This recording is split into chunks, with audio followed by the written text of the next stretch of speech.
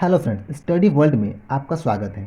आज की वीडियो में हम देखेंगे करनी का जोड़, घटाना, गुणा तथा भाग। ठीक है, इस करनी को हम रूट भी कहते हैं। ठीक है, तो चलिए सबसे पहले हम देखेंगे जोड़, फिर घटाना, फिर नीचे गुणा है और भाग है। तो पहले हम देखेंगे जोड़। देखिए यहाँ पे करणीय 5 है और प्लस करणीय 5, इन दोनों को आपस में जोड़ना है। तो सबसे पहले हम जानेंगे कि करनी में समान पद वाले को ही जोड़ा अथवा घटाया जा सकता है। देखिए यहाँ पे ये करणीय 5 है और ये करणीय 5 है, तो दोनों समान है, यानी कि दोनों पद समान है, तो इन दोनों को हम जोड़ सकते हैं। अगर यहाँ पे हमारा करनी में 3 हो जाता तो इस पद क्या होते, असमान होते।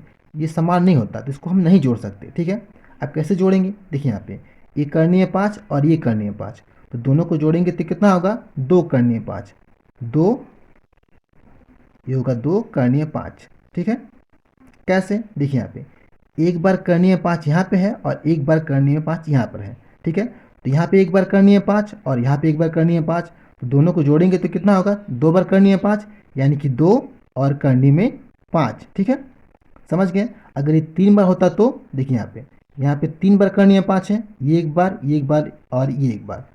3 बार करणीय 5 है तो यहाँ पे लिखेंगे 3 करणीय में 5। समझ गए? अब इसे देखते हैं। देखिए यहाँ पे 2 करनी में 3 है, यानी कि 2 बार करनी में 3 है। ठीक है, यहाँ पे 3 करनी में 3 है, यानी कि 3 बार करनी में 3 है।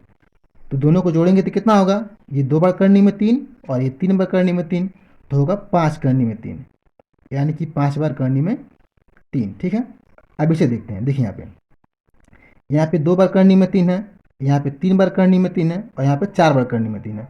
तो तीनों को जोड़ेंगे तो कितना होगा, ये 2 बार करनी में 3 और ये 3 बार, तो 5 बार करनी में 3, 5 बार ये और 4 बार ये, तो 5 4 9, यानी कि 9 बार करनी में 3, यानी कि 9 बार करनी में 3।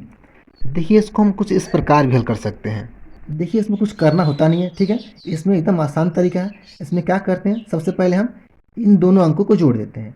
यानी कि जो पहले का अंक होता है, इसमें का जो पहले का अंक है इसको, और इसमें जो पहले का अंक है इसको, यानी कि 3 को और 2 को, इन दोनों को आपस में जोड़ देंगे और ये दोनों करनी में 3 की जगह एक ही करनी में 3 लिखते हैं। ठीक है, यानी कि 2 और 3 5, तो ये 5, और ये दोनों करनी में 3 की जगह एक ही करनी में 3 लिखेंगे। ठीक है, यानी कि 5 करनी में 3। ठीक है, अब देखिए इसी प्रकार इसको भी किए हम। यहाँ पे देखिए ये 2 और ये 3, 5 5 और ये 4 9। ठीक है, इन तीनों को जोड़ दिए, 9 हो गया। और 3 जो है करनी में 3 जो है 3 बार है, तो तीनों की जगह एक ही करनी में 3 लिखे हैं, यानी कि 9 करनी में 3। ये समझ गए? अब देखिए इसको हल करते हैं। यहाँ पर है 2 बार करनी में 3 और प्लस 2 बार करनी में 2। ठीक है, यहाँ पे 2 बार करनी में 3 है और यहाँ पे 2 बार करनी में 2 है, तो ये दोनों पद क्या असमान है, इसको हम नहीं जोड़ सकते हैं। यहाँ पे करनी में 3 2 बार है और यहाँ पे करनी में 2 2 बार है, तो ये दोनों आपस में नहीं जुड़ेंगे। ठीक है, तो इसको हम जैसे के तैसे उतार देते हैं, यानी कि ये 2 करनी में 3, ठीक है, और प्लस ये 2 करनी में 2, ये हमारा आंसर हो जाएगा। समझ गए? चलिए अब देखते हैं घटाना। देखिए यहाँ पे ये घटाना है। यहाँ पे है करनी में 1 बार 3 है और करनी में 1 बार 3 घटाना है। ठीक है, तो करनी में 1 बार 3 में से करनी में 1 3 घटा देंगे तो क्या होगा, 0 हो जाएगा, तो मेरा 0 हो गया। ठीक है, इस प्रकार यहाँ पे देखिए, यहाँ पे 4 बार करनी में 3 है, उसमें से 2 बार करनी में 3 घटाना है, तो कितना होगा, 4 बार में से 2 बार जाएगा तो कितना होगा, 2 होगा, यानी कि 2 बार करनी में 3। इसको ऐसे समझिए। देखिए यहाँ पे ये 4 बार करनी में 3 है, तो यहाँ पे लिखेंगे करनी में 3, 4 बार लिखेंगे, करनी में 3, करनी में 3 और ये करनी में 3, 4 बार हो गया। इसमें से 2 बार करनी में 3 घटाना है, तो 2 बार काट दीजिए करनी में 3, तो कितना बचा, 2 बार करनी में 3 बचा, तो इसको लिखेंगे हम 2 करनी में 3। ठीक है, देखिए यहाँ पे 2 करनी में 3। ठीक है, ये हमारा आंसर हो जाएगा। अब इसको देखिए, यहाँ पे 3 बार करनी में 2 है और घटाना है 2 बार करनी में 2। ठीक है, तो कितना बचेगा, 1 बार करनी में 2 बचेगा। ठीक है, 3 बार में से 2 बार घटा देंगे तो 1 बार बचेगा, यानी करनी में 2 कर बचेगा।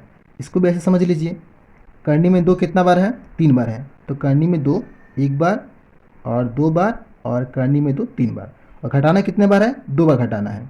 ठीक है, तो 2 बार हम काट देंगे, बचेगा 1 बार। ठीक है, करनी में 2 1 बार बच गया। समझ गए? अब देखिए इसको देखते हैं। यहाँ पे 2 करनी में 3 है, यानी कि करनी में 3 2 बार है, और यहाँ पे करनी में 2 2 बार है, तो करनी में 3 में से करनी में 2 घटेगा नहीं, क्योंकि पद क्या हो गए, असमान हो गए। 3 को हम सेम ऐसे के तैसे उतार देंगे।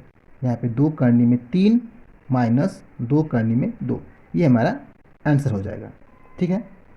अब देखते हैं गुणा, देखते हैं आप। चलिए अब गुणा देखते हैं। अगर वीडियो आपको पसंद आ रही हो तो वीडियो को लाइक करें और चैनल को सब्सक्राइब करें ताकि मेरा आने वाला हर वीडियो आप तक पहुंच सके। अब देखिए, अब गुणा करते हैं। देखिए, जोड़ और घटाना में क्या था कि समान पद वाले को ही जोड़ या घटा सकते थे, लेकिन गुणा में ऐसा नहीं है। गुणा में समान हो या असमान हो, दोनों को आपस में हम गुणा कर सकते हैं। ठीक है। अब देखिए यहाँ पे करनी में 3 है और यहाँ पे करनी में 3 है, इन दोनों का आपस में गुणा करना है। ठीक है। तो देखिए इसको हम लिख सकते हैं करनी में 3 गुणे 3। ठीक है, क्योंकि देखिए दोनों करनी के अंदर है, ठीक है, और दोनों आपस में गुणा है, तो इसको हम ऐसे लिख सकते हैं। अब देखिए यहाँ पे जब करनी के अंदर एक ही अंक का 2 बार गुणा हो, यानी कि 3 गुणे 3 हो, ठीक है, तो एक ही अंक का 2 बार गुणा है, तो जब करनी से बाहर निकलेगा तो केवल एक अंक बाहर निकल जाता है। यानी कि जब 2 बार गुणा हो 3 गुणे 3, तो जब बाहर निकलेगा तो इसमें से एक 3 बाहर निकल जाएगा, यानी कि केवल 3 होगा। ठीक है। चलिए अब इसको देखते हैं। देखिए यहाँ पे 2 करनी में 3 है और गुणे 3 करनी में 5 है। देखिए इसका पद क्या है, असमान है। यहाँ पे करनी में 3 है और यहाँ पे करनी में 5 है, तो पद असमान है, लेकिन फिर भी इसका हम गुणा कर सकते हैं, क्योंकि गुणा में हम पद समान हो या समान दोनों का गुणा आपस में कर सकते हैं। ठीक है। लेकिन जोड़ और घटाना में केवल समान पद को ही जोड़ या घटा सकते हैं। ठीक है। तो कैसे इसका हम गुणा करेंगे, देखिए यहाँ पे जो सामने वाला अंक है 2 है, इसका गुणा हम इसके सामने वाले अंक में करेंगे। ठीक है।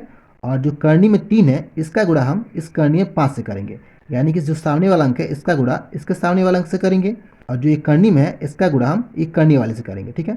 तो गुणा करेंगे तो क्या होगा, ये 3 और गुणे 2, तो 3 दूना 6 होगा। ठीक है। और करनी में ये 3 और गुणे 5, तो 3 गुणे 5। ठीक है। अब इसको हल करेंगे तो कितना होगा, ये 6 और करनी के अंदर 3 5 15, 15 होगा, तो ये हमारा आंसर हो जाएगा। अब देखिए भाग नीचे देखते हैं। देखिए यहाँ पे 2 करनी में 3 है और भागा 2 करनी में 5 है, तो इसको हम ऐसे लिख सकते हैं 2 करनी में 3, और इसको हम बटा कर देंगे। भाग को हम बटा लिखते हैं, और 2 करनी में 5 बटा 2 करनी में 5। ठीक है, ये करनी में 5 है। तो देखिए ऊपर 2 है और नीचे भी 2 है, तो ऊपर वाले 2 से नीचे वाले 2 को हम काट देंगे। काट दिए, और बचा क्या मेरा, करनी में 3 और बटा करनी में 5, तो ये मेरा आंसर हो जाएगा। ये करनी में 3 बटा करनी में 5, ये मेरा आंसर हो गया। अब इसको देखिए, ये 4 करनी में 3 है और भागा 2 करनी में 3 है। ठीक है। तो इसको भी हम ऊपर वाले की तरह लिखेंगे जैसे इसको लिखे थे।